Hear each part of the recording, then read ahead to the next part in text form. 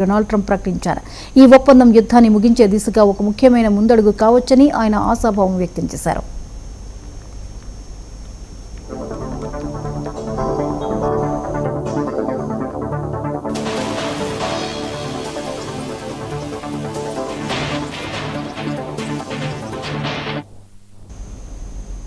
ఈ మేరకు ట్రంప్ ఒక ప్రకటన విడుదల చేశారు. రష్యా ఉక్రెయిన్ మధ్య నేటి నుంచి కాల్పుల విరమణ ఉంటుందని ప్రకటించారు. రష్యా విక్టరీ డే వేడుకలను అనుగుణంగా ఈ ఒప్పందం కుదిరిందని, రెండో ప్రపంచ యుద్ధంలో ఉక్రెయిన్ పాత్ర కూడా కీలకమని ట్రంప్ గుర్తు చేశారు. ఈ ఒప్పందంలో భాగంగా అన్ని రకాల సైనిక కార్యకలాపాలు నిలిపివేయనున్నట్లు తెలిపారు. ఈ కాల్పుల విరమణ కోసం తానే స్వయంగా అభ్యర్థించానని ట్రంప్ వెల్లడించారు. ఇందుకు అంగీకరించిన రష్యా అధ్యక్షుడు వ్లాదిమిర్ పుతిన్, ఉక్రెయిన్ అధ్యక్షుడు వోలోదిమిర్ జెలెన్స్కీలకు ఆయన ధన్యవాదాలు తెలిపారు. ఒప్పందంలో భాగంగా ఇరు దేశాలు చెరొక 1000 మంది ఖైదీలను మార్చుకోవడానికి అంగీకరించాయని కూడా ట్రంప్ వివరించారు.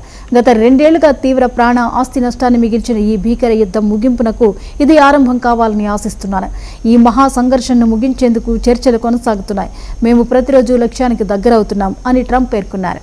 గతంలో పలు కాల్పుల విరమణ ఒప్పందాలు విఫలమైన నేపథ్యంలో ఈ తాత్కాలిక ఒప్పందానికి ప్రాధాన్యం ఏర్పడింది.